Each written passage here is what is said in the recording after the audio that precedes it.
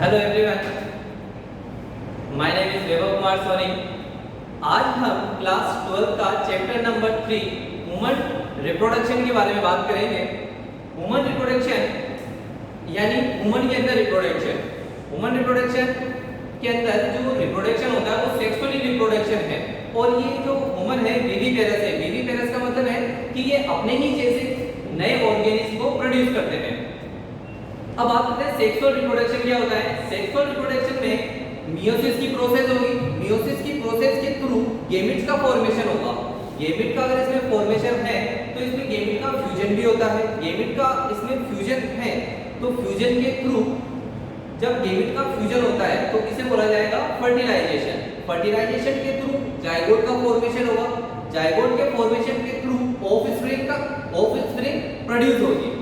अब आगे बात करते हैं कि ऑफस्प्रिंग गैमेट से लेके ऑफस्प्रिंग तक जाने के लिए कुछ ना कुछ इसमें प्रोसेस होगी, कुछ ना कुछ सिस्टम इसमें यूज होगा। तो इसमें जो सेक्सुअल रिप्रोडक्शन है इसमें एक मेल और एक फीमेल का होना जरूरी है। तो इस चैप्टर में हम समझेंगे एक मेल रिप्रोडक्टिव सिस्टम के बारे में और फीमेल रिप्रोडक्टिव सिस्टम के बारे में। तो सबसे पहले आज बात करेंगे हम मेल रिप्रोडक्टिव सिस्टम के बारे में।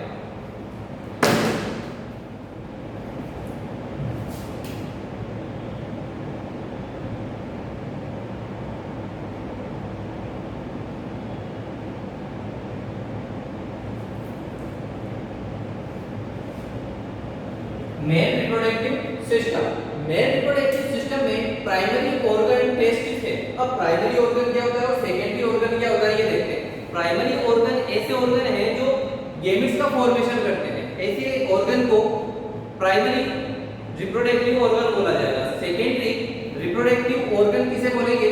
ऐसे ऑर्गन जो गैमेट जो मेल गैमेट है और फीमेल गैमेट है इनके फ्यूजन में हेल्प करे, ऐसे ऑर्गन को सेकेंडरी रिप्रोडक्टिव ऑर्गन बोला जाएगा। तो अब मेल के अंदर जो प्राइमरी रिप्रोडक्टिव ऑर्गन है टेस्टिस है उसके बारे में बात करते हैं।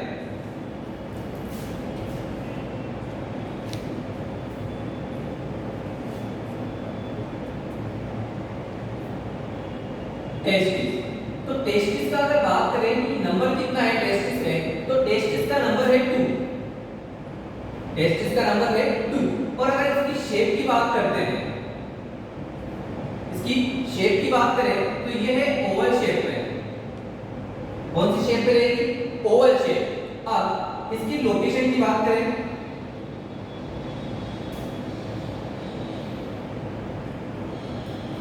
टेस्टिस की अगर लोकेशन की बात करते हैं तो ये आउटसाइड द एब्डोमिनल कैविटी है।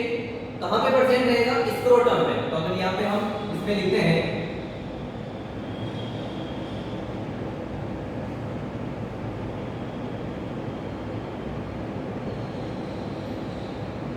Outside the abdominal cavity. अब आउटसाइड द एब्डोमिनल कैविटी है तो कहां पे प्रेजेंट है? स्क्रोटम में। ये इसको बोला जाएगा स्क्रोटल सेक। स्क्रोटल सेक में क्यों प्रेजेंट है ये टेस्टिस? क्यों कि अब अगर ये टेस्टिस एब्डोमिनल कैविटी के अंदर ही है, अंदर ही प्रेजेंट हो तो ये अपना प्रॉपर्ली फंक्शन नहीं कर पाते हैं। अब इसका जो अब बाहर ये जो एब्डोमिनल कैविटी में से बाहर है या स्क्रोटम में है, ये इसलिए है कि इसके जो टेस्टिस के अंदर जो फंक्शन है वो कंप्लीट होने के लिए उसको बॉडी से कम टेम्परेचर की रिक्वायरमेंट होती है। अब हमारे जो ह्यूमन का टेम्परेचर है वो है 37 डिग्री सेल्सियस।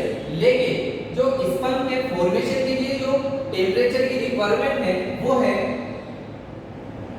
इससे लेके यानी 37 डिग्री से 2 से 2.5 डिग्री सेल्सियस टेम्परेचर कम की जरूरत है, इसलिए ये एब्डोमिनल कैविटी से बाहर निकल रहा है। अब आगे इसमें बात करें कि इसकी शेप ओवल हो गई। इसकी साइज की बात करते हैं। साइज में आएगा इसकी लेंथ, इसकी विड्थ, इसकी थिकनेस। अब जो टेस्टिस एक टेस्टिस की जो लेंथ है वो है 4 to 5 सेंटीमीटर। अगर विड्थ की अगर बात करते हैं तो ये है 2 से लेके 3 सेंटीमीटर। थिकनेस की बात करते हैं तो यहाँ तक। आगे बात करते हैं वेट की, कि वेट कितना है इसका। तो एक टेस्टिस का जो वेट है वो 10 से लेके 15 ग्राम का है। क्लियर यहाँ तक मेरी बात। आगे बात करते हैं, अब जो भी हम चीज समझेंगे वो डायग्राम से समझते हैं, कि डायग्राम से इसको क्लियर करते हैं कि कैसा रहेगा। हमने यहाँ पे लिखा है कि जो टेस्टिस है इसका शेप है ओवल शेप है। तो यहाँ पे एक डायग्राम बनाता हूँ। ओवल शेप में मैंने एक स्ट्रक्चर बनाई। क्लियर। अब इस ओवल शेप के अंदर की तरफ यानी टेस्टिस के अंदर टेस्टिकुलर लोब्यूल प्रेजेंट है।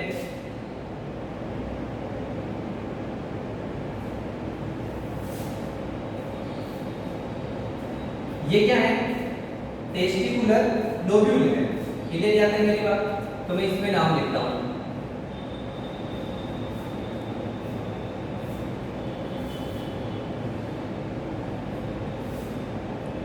कितने हैं ये? टेस्टिकुलर लोब्यूल यानी एक टेस्टिस के अंदर 250 टेस्टिकुलर लोब्यूल प्रेजेंट है। क्लियर है मेरी बात यहाँ तक। आगे बात करते हैं, जो ये टेस्टिकुलर लोब्यूल है इसके अंदर सेमीफेरस ट्यूब्यूल्स प्रेजेंट है। कितनी है? आगे बात करते हैं, देखते हैं कि ये क्या बना रहा हूं मैं, सेमीफेरस ट्यूब्यूल। यानी टेस्टिकुलर लोब्यूल के अंदर सेमीफेरस ट्यूब्यूल्स प्रेजेंट है। एक टेस्टिस के अंदर 250 टेस्टिकुलर लोब्यूल है और ईच टेस्टिकुलर लोब्यूल के अंदर सेमीफेरस ट्यूब्यूल्स प्रेजेंट है।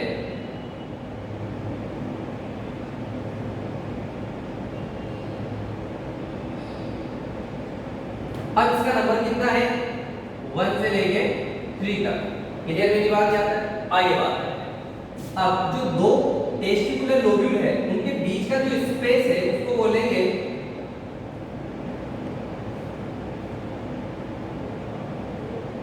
सेप्टम। क्या बोला जाएगा? सेप्टम। क्लियर है। आगे अब ये जो सेमीफेरस ट्यूब्यूल्स हैं आगे मिलके एक नई ट्यूब बनाती है। नहीं क्या बनाएगी? ट्यूब बनाएगी।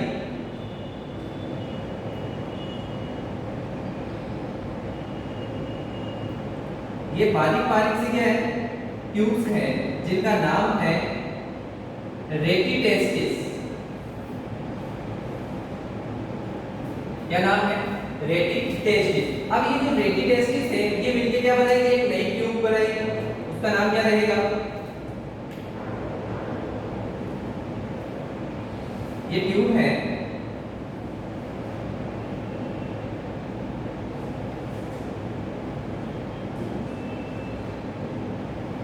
वासा इफरेंशिया। अब ये वासा इफरेंशिया क्या करेगा? वासा इफरेंशिया एक अलग स्ट्रक्चर है यहाँ पे टेस्टिस के अपर साइड में। इसका नाम है एपिडिडाइमिस।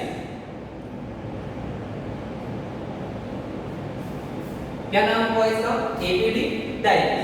अब ये वाली स्ट्रक्चर बनाई थी हमने वासा इफरेंशिया, ये एपिडिडाइमिस के अपर साइड वाले पोर्शन में जाके ओपन होगी। क्लियर। अब एपिडिडाइमिस के 3 पोर्शन है हमारे पास। फर्स्ट पार्ट रहेगा हेड, मिडिल पार्ट रहेगा बॉडी, थर्ड पार्ट रहेगा टेल। क्लियर है मेरी बात यहाँ तक आपको? आगे बात, अब यहां से एक नई ट्यूब निकलेगी।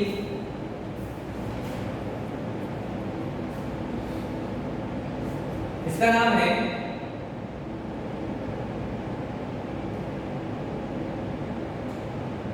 Vas deferens.